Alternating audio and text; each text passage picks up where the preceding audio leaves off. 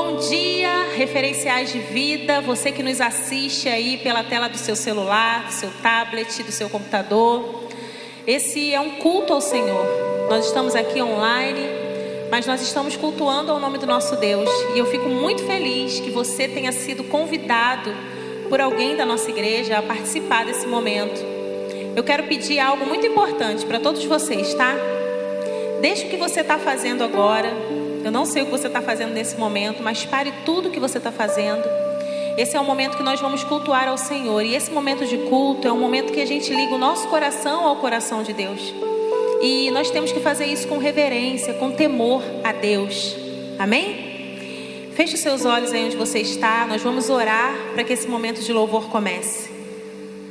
Deus, em nome de Jesus, nós queremos te agradecer por estarmos aqui, cultuando ao teu nome, Deus. Dessa forma que também é novo para nós, mas em todo tempo, Pai, nós queremos louvar o Teu nome, engrandecer o Teu nome, porque Tu és digno. Não importa o tempo, Deus, o Senhor é digno de ser adorado por nós.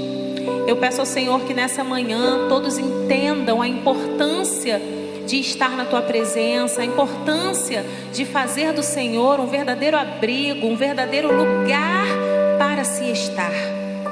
Deus, eu quero estar na Tua presença em todo o tempo e que todos entendam isso e queiram isso também nas suas vidas, em nome de Jesus. Receba o nosso culto racional nessa manhã. Receba o nosso coração, a nossa adoração ao Teu nome, Jesus. Tu que és digno de toda adoração. Em nome de Jesus. Amém. Vamos louvar o Senhor com essa canção que exalta Ele. É uma canção cristocêntrica. É uma canção do nosso coração para Deus. Vamos elevar o nome de Jesus com o nosso louvor nessa manhã. Grande é o Senhor, imundigno de louvor. Na cidade do nosso Deus, seu santo monte.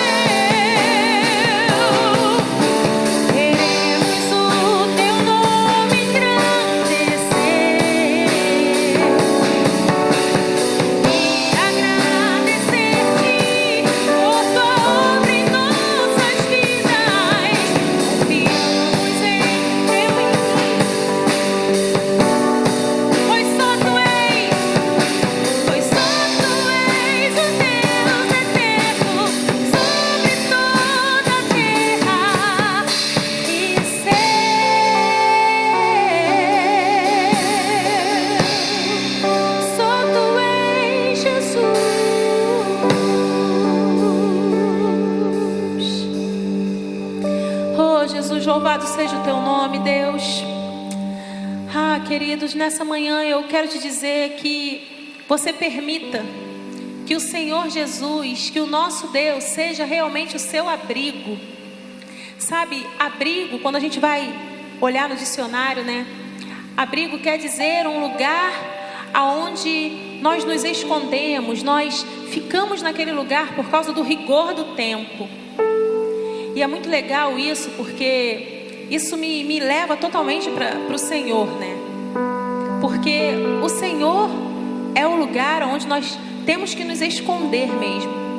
A presença de Deus é esse abrigo, aonde nós nos escondemos do rigor do tempo. Seja ele um tempo de sol, que nos remete a coisas boas, seja ele chuva, tempestade, que nos remete a coisas ruins. Não importa o tempo, não importa o tempo que você está nesse momento da sua vida, faça do Senhor Jesus o seu abrigo, o seu lugar. Queridos, nessa manhã, que você possa entender isso, tomar posse disso que eu falei para você e fazer uma oração aí onde você está e dizer: Senhor, eu quero que o Senhor seja o meu abrigo, realmente, Jesus. Não importa o tempo. Aleluia.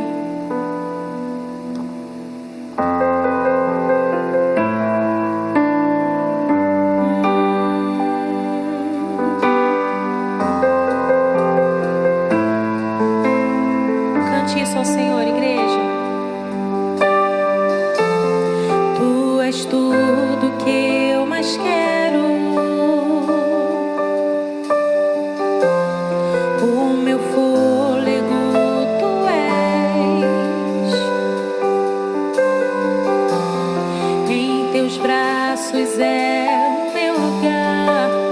Estou aqui. Estou aqui. Pai, eu amo tua presença. Teu sorriso é vida em mim. Eu seguro em tuas mãos. Confio em ti. Confio em ti. Quero ir mais fundo. Leva-me mais perto. Onde eu te encontro. No lugar secreto. Aos teus pés me rendo. Pois a tua glória quero ver. Eu quero, Deus.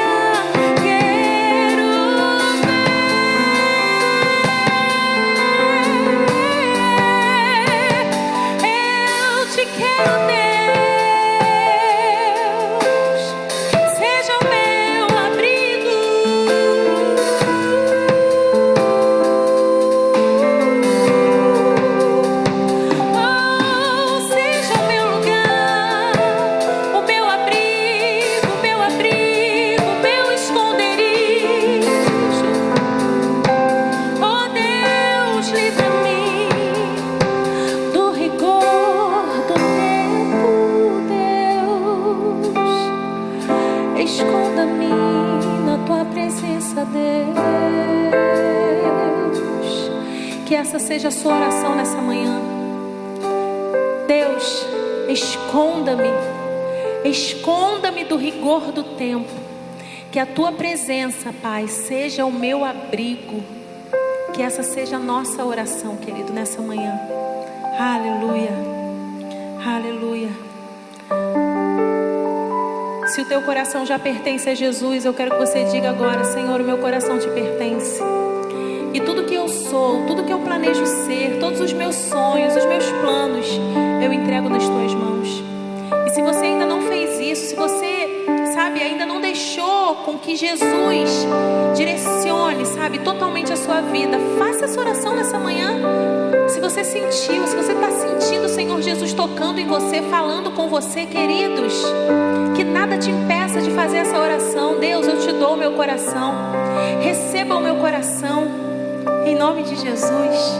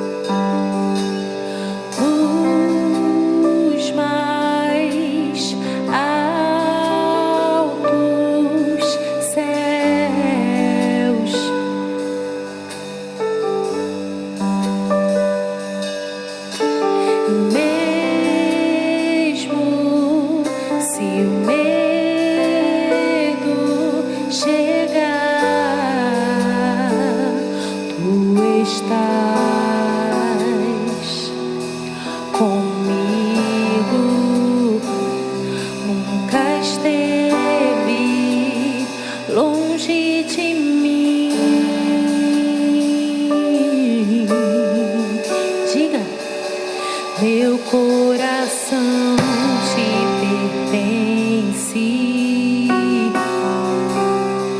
Meu coração te pertence. Meu coração te pertence. Meu coração te pertence.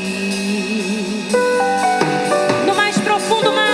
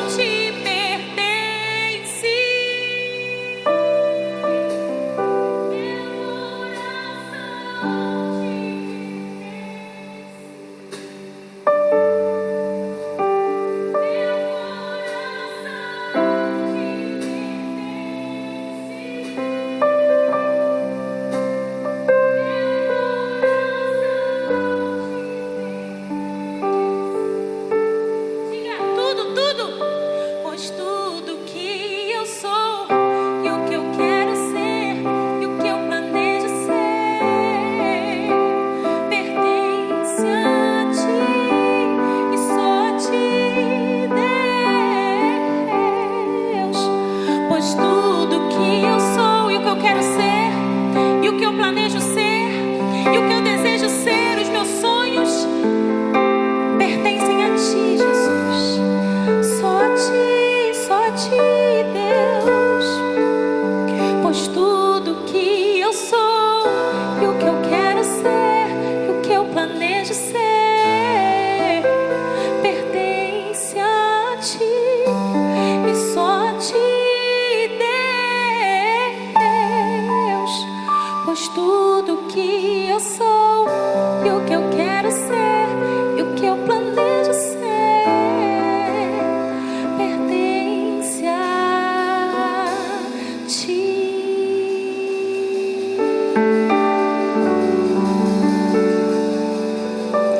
Aleluia!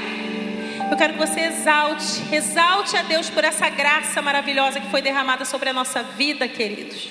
Nessa manhã nós estamos aqui engrandecendo ao nome do nosso Deus. E que oportunidade é essa, maravilhosa é essa? Só o Senhor Jesus para nos dar. Nós só podemos nos render, nós só podemos dar a Ele o nosso coração, porque nada do que nós façamos, pensamos, nada pode retribuir tudo que Ele fez por nós. Aleluia. Vamos declarar isso com alegria nessa manhã? Vamos!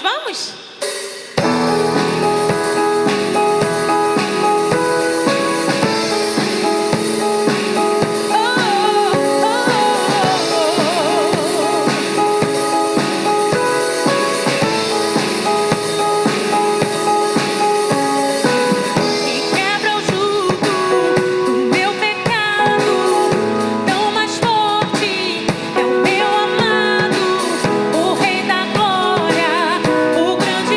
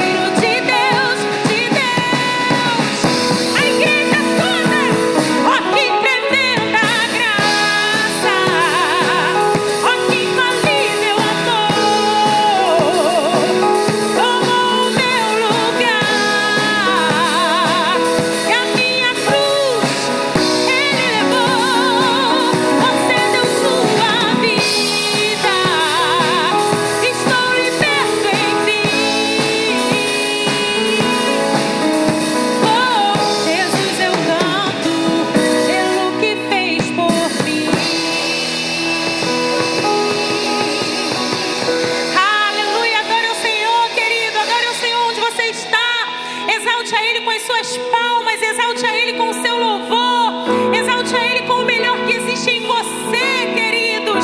Glória ao nome do nosso Deus, aleluia!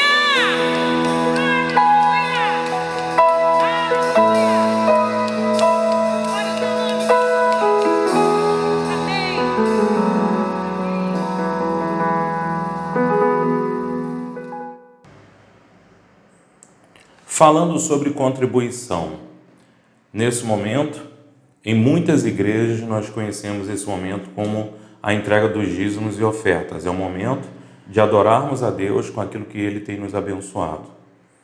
Isso é uma instituição da Palavra de Deus e muitas igrejas praticam isso, e isso retorna, claro, para a vida das pessoas no sentido de alegria, aprovação e, claro, volta no sentido físico, compra de material, sustento e muitas outras coisas que a igreja oferece para aqueles, claro, que contribuem e até mesmo para aqueles que não contribuem. Falando sobre isso, eu queria fazer uma pergunta para você. Pode alguém ser muito pobre e ao mesmo tempo ser rico? Pode, por exemplo, alguém passar por uma grande tribulação e ao mesmo tempo está cheio de alegria? É interessante que a palavra de Deus vai nos ensinar justamente, ainda que pobres, nós podemos ser ricos. Ainda que em meio a muitas tribulações, nós podemos ter muita alegria. Eu queria ler esse texto da palavra de Deus com você. E eu queria também te explicar o contexto bíblico desse texto. Esse texto que se encontra em 2 Coríntios capítulo 8, do versículo 1 em diante, qual o contexto histórico relacionado à igreja daquela época? Era mais ou menos por volta do ano 50, 60 da era cristã. Existia uma perseguição muito grande à igreja. Só para vocês terem uma ideia, nesse período, aqueles que se diziam cristãos eram apreendidos bens deles e eram vendidos os bens, leiloados os bens dos cristãos. Isso se encontra em Hebreus capítulo 10. Paulo fala claramente que eram apreendidos os bens daqueles que se diziam como igreja. Imagina a tribulação. Jerusalém passava por um caos social muito grande, uma guerra civil, e os cristãos, os primeiros cristãos ali de Jerusalém passavam fome, passavam muita dificuldade. Então é nesse contexto que essa palavra é escrita, que eu faço questão de ler para você. Você pode acompanhar aí na sua Bíblia, eu creio que vale muito a pena você marcar esse texto. Como ser rico em meio à pobreza, como ter alegria em meio à tribulação. Preste atenção. Paulo está falando aos irmãos. Também, irmãos, vos fazemos conhecer a graça de Deus conhecida às igrejas da Macedônia. Ou seja, algo que Deus deu para a igreja da Macedônia. Porque no meio de muita prova de tribulação, olha, muita prova de tribulação. O problema era sério, querido. Muita prova de tribulação. Manifestaram abundância de alegria. Olha, muita prova de tribulação, mas eles revelavam muita alegria, abundância de alegria. E a profunda pobreza deles, olha, a profunda pobreza, queridos, superabundou em grande riqueza. Queridos, presta atenção nisso. A palavra pobreza aqui relacionada a bens materiais. A profunda pobreza deles superabundou em grande riqueza. Eles eram muito pobres, porém, eles eram riquíssimos. Sabem quê? Generosidade. Então, como que você pode ter alegria no meio da tribulação? Como que você pode ser rico no meio da pobreza? Através da generosidade. Porque eles, Paulo falando, testemunho eu, ou seja, Paulo dizendo claramente que ele dava testemunho que na medida das suas posses, ou seja, na medida dos bens deles, ainda diz mais, e mesmo acima desses bens, ou seja, ainda que eles tinham os bens deles, eles davam acima do que eles podiam, acima dos bens, e se mostravam voluntários, e se mostraram voluntários, pedindo-nos com muita insistência a graça de participarem da assistência aos santos. Queridos, impressionante. Sabe como que eles tinham muita alegria em meio à tribulação? Sabe como que eles tinham muita riqueza de generosidade em meio à pobreza? Ao ponto de darem acima daquilo que eles tinham, porque eles pediam, eles insistiam na graça de participarem da assistência aos santos. Que tremendo, queridos! Eles entendiam que dar assistência a uma outra igreja, dar assistência aos santos, isso era uma graça, era um privilégio, era uma oportunidade. E quando eles olhavam para isso como uma oportunidade, eles então tinham muita riqueza no meio da pobreza, eles tinham muita alegria no meio da tribulação. Eu quero te desafiar sobre isso.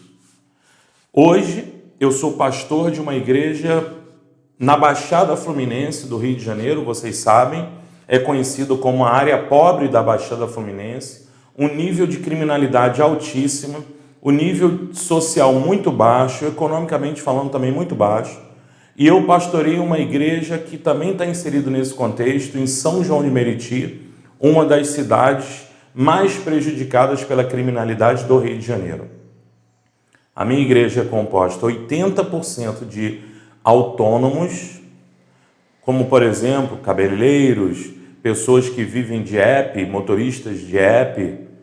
Vocês imaginam como essa crise afetou a Igreja Batista Referencial de Vida? Ou ainda pode afetar mais? Dentro desse contexto, eu quero agradecer especificamente a um homem. Esse homem aí que vai ser mostrado na foto agora. O nome dele é Constantine. Ele é um missionário norte-americano que vive em Chicago. Sabe o que ele fez? Ele ofertou uma quantidade pequena, mas fez muita diferença para a nossa igreja agora. Ele se preocupou em enviar recursos dos Estados Unidos para ajudar a nossa igreja. Uma quantidade pequena, um valor pequeno, é verdade.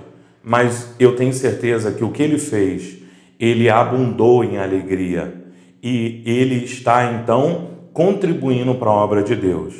Eu quero te desafiar, querido, a desenvolver essa generosidade, a amar, a cuidar dos santos. Então, em qualquer lugar que você esteja, se você pensa assim em ajudar essa igreja que está aqui no Rio de Janeiro, numa zona totalmente afetada, principalmente nessa realidade social que eu te expliquei, que é a Igreja Batista Referencial de Vida, você pode fazer um depósito na conta da igreja. Está aqui a conta da igreja, está aqui na tela. Você pode fazer um depósito. Você está aqui no Rio de Janeiro, pastor P7, eu quero ofertar alimentos. É de grande ajuda, querido. Você, então, vai ligar para esse número que está aqui na tela e nós vamos até a sua casa. Nós vamos pegar os seus quilos. Querido, eu tenho certeza que aonde há tribulação haverá alegria. Aonde há pobreza haverá riqueza de generosidade. E eu tenho certeza que se você pensar no cuidado com os seus irmãos, você pode não estar nem aqui em São João de Meriti, você pode estar em um lugar do Brasil ou até mesmo no exterior, mas se você quiser nos abençoar, eu tenho certeza que essa palavra se cumprirá também na sua vida. Que Deus abençoe demais você. Eu queria orar pela sua generosidade. Feche seus olhos. Senhor Deus, obrigado por essa palavra tão esclarecedora que mostra uma igreja de Jerusalém precisando de socorro, como uma igreja da Baixada Fluminense. Senhor, eu te peço que assim como o Senhor tocou no coração daqueles irmãos que entenderam que era uma graça participarem do socorro aos crentes de outra região, o Senhor toque no coração dessas pessoas agora e que elas também sintam-se tocadas a ajudar uma igreja de pessoas simples, de pessoas que te amam, pessoas que pregam o Evangelho, mas que agora estão precisando de socorro. Pai, que isso comece até entre nós, referenciais de vida que estão em uma melhor situação, possam ter isso nos seus corações. Pai, eu te peço que diversas pessoas sejam tocadas, possam fazer transferências para a conta e possam convidar-nos para pegar os alimentos para a redistribuição na vida das pessoas. Eu te peço isso em nome de Jesus. Amém. Amém, queridos. Vamos continuar com o nosso culto. Que Deus abençoe demais a sua vida. E lembre-se, você pode ser feliz no meio da tribulação, você pode ser rico no meio da pobreza, desenvolvendo a generosidade. Deus abençoe.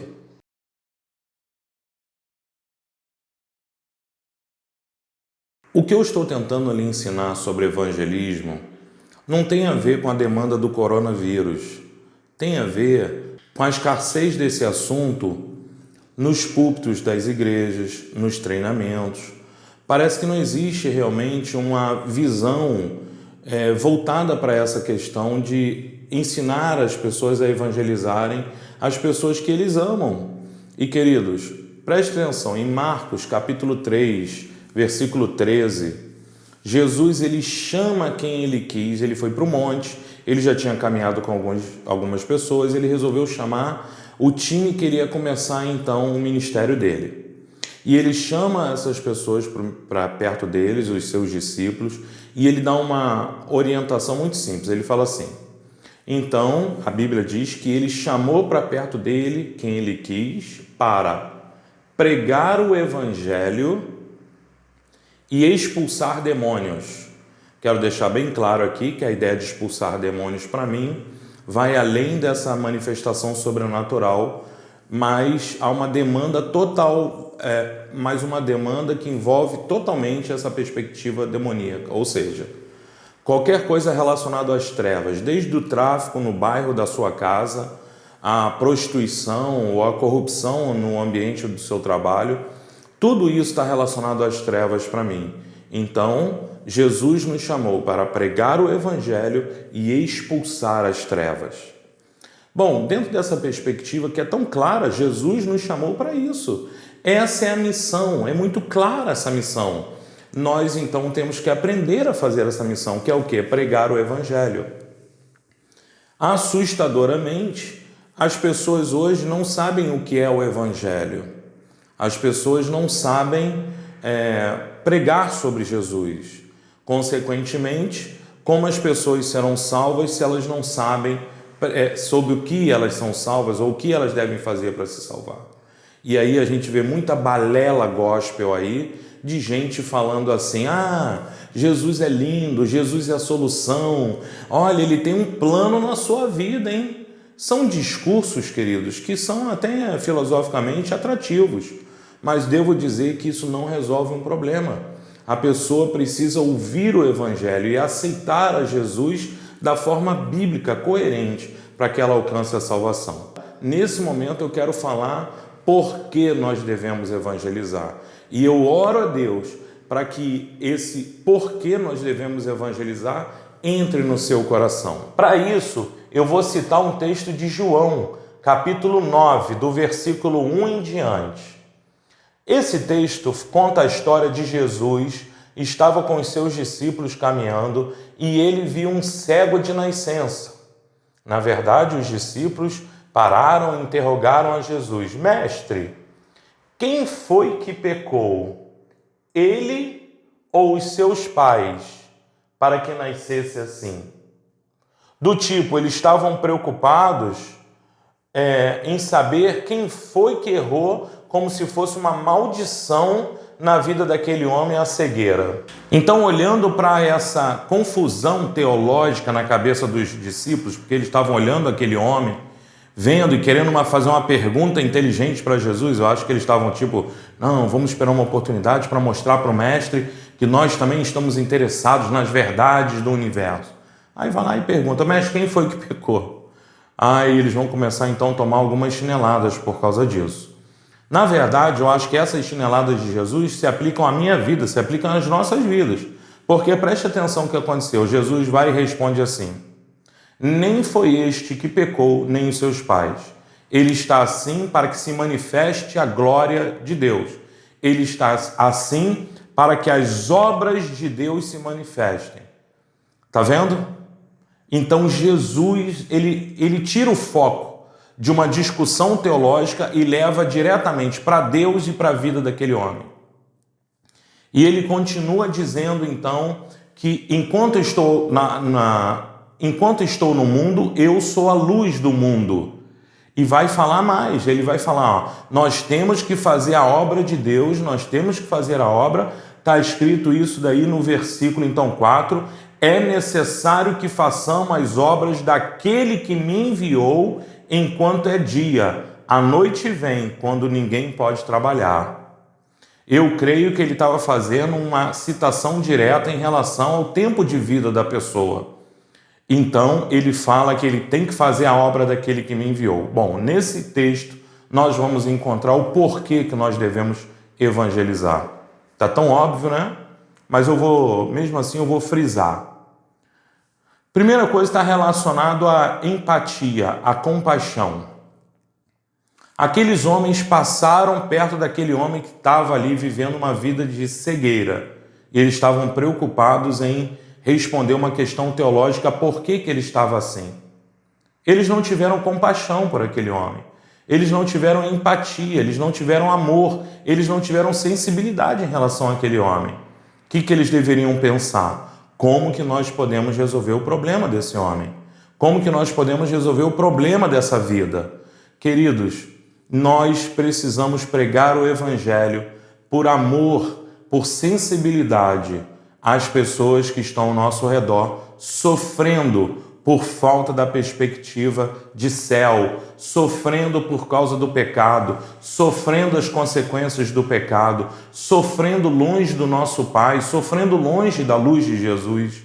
Nós precisamos ter essa sensibilidade, amar as pessoas que estão ao nosso redor, quantos que estão às vezes dentro da nossa casa e nós não temos essa sensibilidade. Nós estamos vendo algumas vezes essa pessoa empregada, essa pessoa prosperando em alguns aspectos, essas pessoas demonstrando uma felicidade física. Nós sabemos, queridos, pela verdade da palavra, que não é verdadeira felicidade e nós nos contentamos assim. Precisamos perceber que essas pessoas estão cegas e termos essa sensibilidade. E às vezes estamos perto dessas pessoas discutindo questões teológicas, ao invés de pregar o evangelho para elas. Segunda verdade que eu vejo nesse texto que é fenomenal. Jesus fala o tempo todo que é a obra de Deus. Ele fala que ele tem uma preocupação, Jesus, em fazer a obra do Pai, em fazer a obra de Deus, para que as obras de Deus sejam manifestas, para que a glória de Deus seja revelada. Sabe por quê? Porque Jesus ele tinha um coração com o Pai. Eu tenho meus filhos. Meus filhos, então, eles... às vezes a gente pede algumas coisas para eles fazerem e eles ficam assim meio emburradinhos, né? Eles ficam meio chateadinhos. Mas quando eu explico para eles, poxa, isso é importante para mim, o coração deles muda. Às vezes, quando eu estou fazendo alguma coisa, por exemplo, no meu carro, eu peço para minha filha, me ajude aqui, limpe o carro comigo. E ela, às vezes, fica reclamando e tal. Eu falo, meu amor, é importante, filha, o carro do papai esteja limpo, para mim é importante. Aí muda o coração. Sabe por quê? Porque ela entende que isso vai me deixar feliz. Entende que isso é da minha vontade. Querido, pregar o evangelho alegra o coração do teu papai. Porque ele tem um sonho, Deus tem um sonho, expresso no livro de Apocalipse, capítulo 7, versículo 9. Ele diz que, a palavra de Deus diz que João viu uma multidão. Ou seja, lá no futuro tem um quadro. E esse quadro diz que tem uma multidão de todos os povos, tribos, raças, nações, pobres, ricos, velhos, jovens, de todas as idades. e essa multidão está adorando a Deus. Esse é o sonho de Deus. O sonho de Deus é uma multidão adorando Ele na eternidade. É uma multidão com Ele na eternidade. Você, então, se é um filho de Deus, você quer alegrar o coração do seu papai. Você quer fazer com que o coração do seu papai se alegre. Esse não é o sonho do seu papai? Então pregue o evangelho, porque isso vai fazer com que o sonho de Deus se torne realidade. E o outro motivo que está no texto, que para mim é de suma importância, Jesus ele fala: enquanto estou no mundo, eu sou a luz do mundo. Amém. E ele ainda fala mais: nós devemos fazer a obra de Deus enquanto é dia, porque vem a noite. Jesus está trazendo um senso de urgência. Queridos, nós não sabemos quanto tempo nós vamos ter do lado das pessoas que nós amamos. A vida é um vapor. Hoje eu posso estar gravando esse vídeo, amanhã eu posso não estar aqui. Essas pessoas que estão ao nosso redor, essas pessoas, elas precisam ser salvas. Elas precisam estar na eternidade com você. Então, querido, é urgente. Nós não sabemos o dia de amanhã. A noite pode chegar para você. Eu conheço, por exemplo, idosos, vovôs e vovós da igreja, que se foram e deixaram um legado de pessoas evangelizadas na família. Pessoas que são salvas, que estão mantendo a vida cristã. Dá um exemplo para vocês, a irmã Judite. Era uma ovelhinha de cabelo branquinho que eu tinha. Ela foi para a eternidade, para a glória. Mas ela evangelizava a família. Sabe quem hoje está na nossa igreja liderando célula, batizando pessoas? A sua filha, a irmã Marilene. Olha que bênção. Tá vendo? Isso é um legado de alguém que pregou para a família. Queridos, eu tenho um irmão. O meu irmão, ele é, então, na verdade, ele é meu tio, tudo bem? Porque o meu avô, então, o criou como filho. Então, se ele é filho do meu avô, ele é meu tio. Mas eu o considero como irmão. Ele tem a mesma idade que eu e nós vivemos juntos desde a nossa infância, desde os 4 anos de idade. 4, 5 anos de idade que nós brigamos. Eu sempre venço. Não, brincadeira. É um irmão que eu tenho. Mas eu chamo ele de primo, tudo bem? Eu chamo ele de primo. De vez em quando nos encontramos, eu sempre falo com ele sobre o Evangelho. Porque eu quero morar na eternidade. E eu quero que ele esteja comigo, com essa amizade linda que nós temos na Terra. Hoje, com quase não, nós temos 40 anos de amizade, 40 anos de amizade. E esse cara eu quero que more na eternidade comigo. Tá vendo? Você está observando? Existe um senso de urgência. Escreve aqui nos comentários quem que Deus está tocando no teu coração para que você realize o sonho dele.